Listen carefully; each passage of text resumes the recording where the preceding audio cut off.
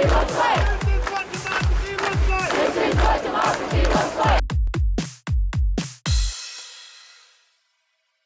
everyone! Welcome to Be the Change. My name is Lily Mott, and today I'm going to be talking about how change comes when you show up for yourself. I have a great guest for you this week who is just so wise and thoughtful, and I am so excited to be sharing her story with you today. Fatimata Cham is an activist, an organizer, and a poet who is using her platform and her voice to advocate for BIPOC issues, gender inequity issues, environmental injustice. Pretty much, you name it, she's working on it. I'm really excited to dive into this week's episode, so without further ado, let's get started with this episode featuring Fatimata Cham.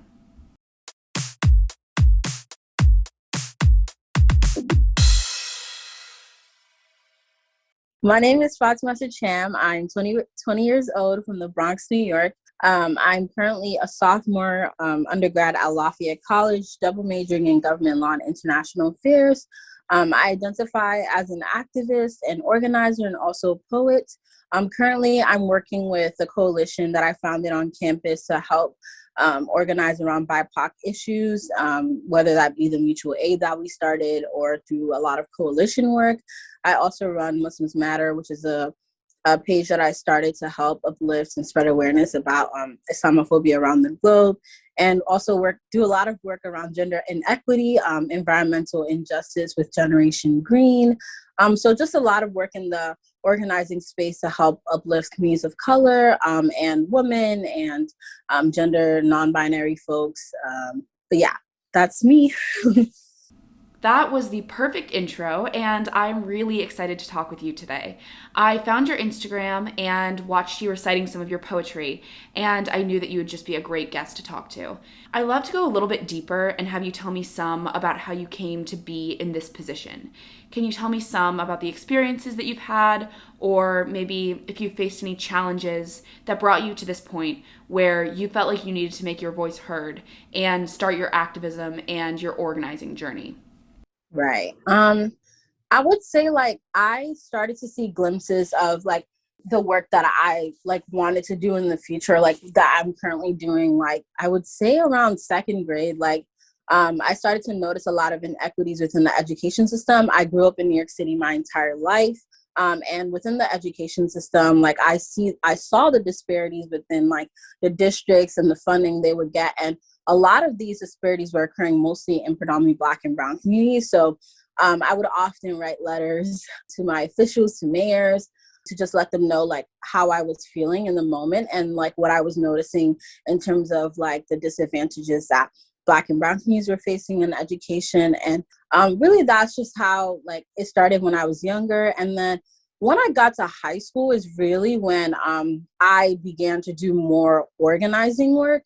So I went to a predominantly white high school, a boarding school in northern New Hampshire, and I was one of 10 Black students in the entire school, and then one of 2 Muslim hijabi girls. And I think in being in that setting really pushed me to learn more about how I can better communicate the work that I'm doing with people who may not identify with my background or identity. So I led discussions in my school related to equity and inclusion and diversity. I started the first ever affinity groups at my school, which were a lot of student of color groups.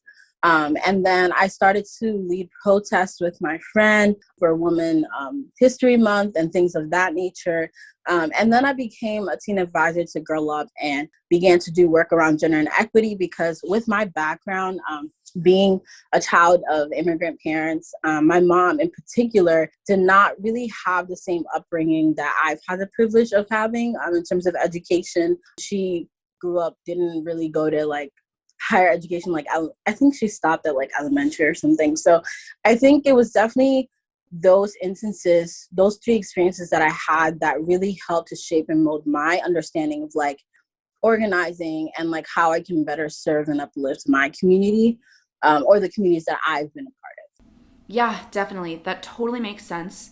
And I would love to talk to you some about the role that you played as a teen advisor to the United Nations Foundation Girl Up, because it sounds like it was a really great experience for you. Can you tell me some about your work promoting gender equality and what that's looked like for you? Right. So in terms of education, it's mainly been, I would say, mainly been hosting conferences and hosting panels and hosting discussions and lobbying with legislators. So while I was a part of Girl Up, I was working on this issue of educational inequality and gender inequity, and we're working on pieces of legislation like the Girls Count Act. So a lot of people don't know this, but a huge issue within the gender and equity space is that a lot of girls in the international community aren't registered at birth. And when a girl is not registered at birth or not counted in the eyes of the law, that cuts off access to things like healthcare and education. So I spent a majority of my time lobbying for that bill. Thankfully, it got signed into law by Donald Trump, I would say around 2017, if I'm correct on the dates. But it's mainly been for me in terms of organizing around education has been through the political aspect. So lobbying for legislations that we're trying to get passed, petitions, protesting for issues like FGM, leading the club at my school, and I'm still running the chapter at my college, hosting discussions with members, women within the professional space and how they've navigated facing the pay gap and gender inequity. So I think that's how I've been able to organize around, specifically around educational inequality and gender inequity. Thank you for sharing about that work. And I'd also really like to talk about your poetry because you have your own poetry book, and I've seen you read some of your work, and it's so impressive. I'm really interested in the way that it's become a part of your activism. How do you see your poetry fitting into your organizing work? Right. I don't really tell people this often, but it was around like I would say my sophomore year of high school, and I had a traumatic experience at a protest actually. And because of that, I developed anxiety from protests. Like it kind of made me uncomfortable when I like went to protest. Like up until like my sophomore year, I kind of stopped going to protests until like recently. I think a couple of months ago, I had went to a protest to perform my poem related to the protest that was happening. It was not that was like the first time I had gone to a protest in like 2 years. And because of that experience, I was still passionate about it because I used to think that organizing and activism could only be done one way. And I think a lot of the times in the organizing and the activism space, it makes it seem like protesting is the way to go always, but it's takes away from the non-able-bodied folks who may not be able to attend protests or people who have anxiety from going to protests. So I had to figure out a different outlet for me to still advocate for the issues I cared about and still get the messages that I deeply cared about across to like my audience, across to people. And poetry was there for me. And I think poetry has a way of being able to communicate vividly, speaking vividly, like images that people may not think about. So I remember one poem that I wrote was about like Black women and their experiences. And sometimes it takes art for people to truly see like the issues that are going on. And that's kind of how I saw poetry and activism intersecting, because I had learned a lot about these Black poets like Langston Hughes and Maya Angelou and all these other writers that Black writers that used their time periods. Like I remember Langston Hughes like came up a lot during the Harlem Renaissance, and he talked about like Harlem and Black art and what was going on at that time through his poetry. So I was really inspired by that, and I was like, I need to start using my writing as a way to like communicate the events that I saw happening around the globe. And that's kind of how I saw those two intersecting. I think that is a really interesting perspective, and I also think that your poetry is a way to reach people and to connect with them in a way that's more intimate than protesting or other forms of activism may be.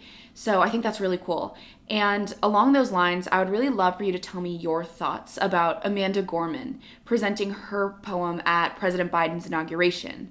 As a poet and an activist, what were your thoughts when you saw her up on that stage?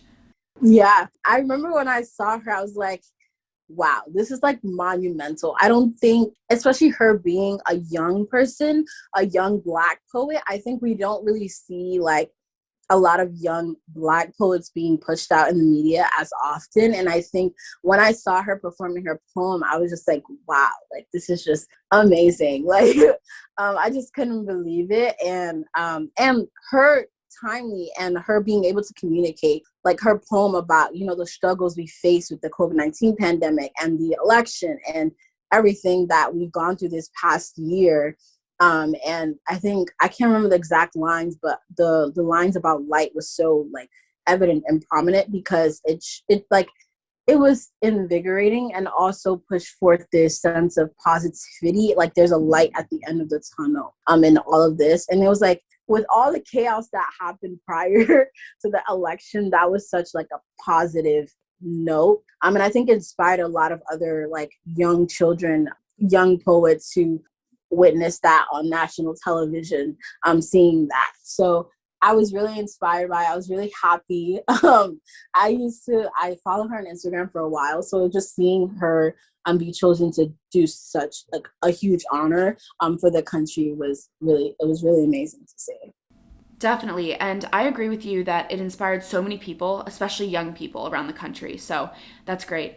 I want to shift gears a little bit and ask about other sources of inspiration for you. Is there any advice or words of wisdom from someone that really stood out to you? Definitely.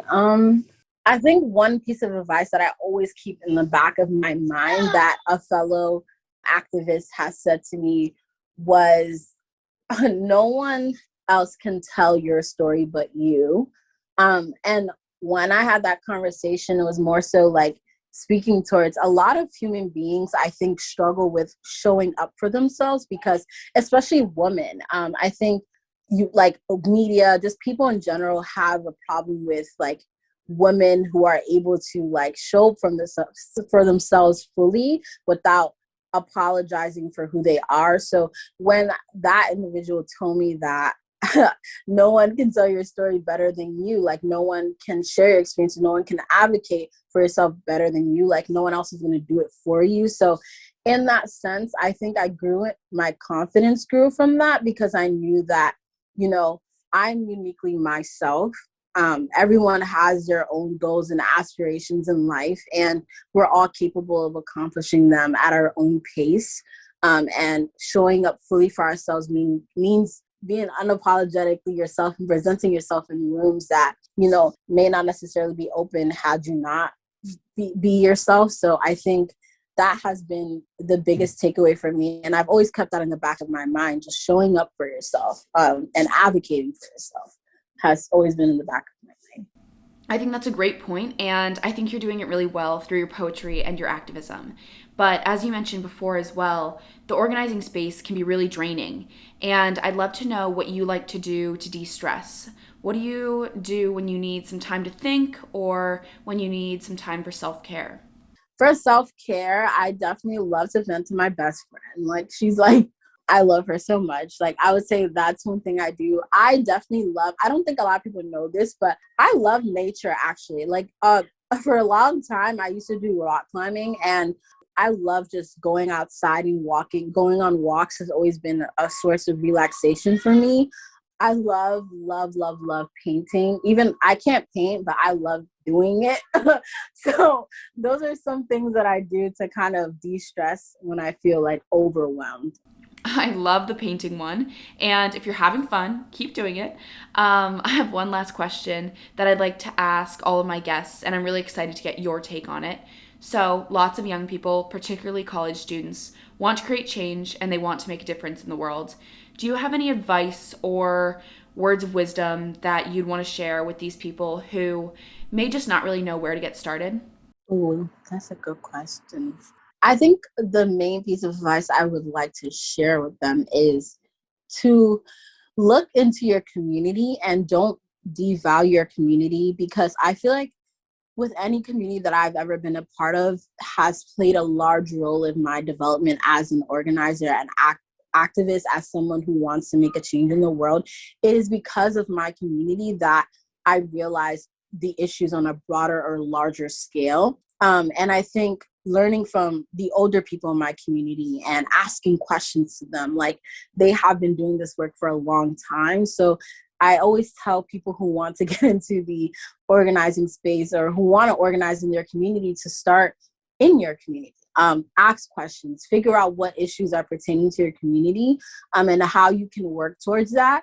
I think it's a great step towards wanting to make valuable change. And I also would like to urge anyone listening is to don't devalue your skills, don't devalue the things that you can do. You don't necessarily have to do 500 things for you to like accomplish, you know, your goals and make valuable change in the world. I think people tend to think, oh, they're not enough because they're not like protesting 500 days out of the year or 500 times out of the year, or they feel like they're not doing enough because they're not seeing, I guess, they're not seeing the recognition or that they deserve. I feel like at the end of the day, change will come with each and every single one of us contributing what we can. And don't push yourself too far to the point where you get so stressed out.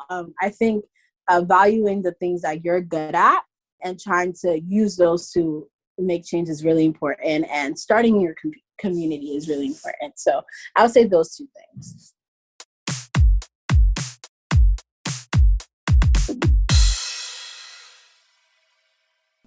I think Fatimata is so wise, and I really think she's showing up for herself, her community, and for others. She's using her own talents and creativity to raise awareness about so many important issues. And I really admire how she's used her own identity and experiences to fuel her activism. She manages to elicit emotional responses and so much empathy from her audiences that may never be able to experience being a woman or being a member of the BIPOC community, for example. Fatimata is using her talents to make change for herself and for others like her, because change comes when you show up for yourself.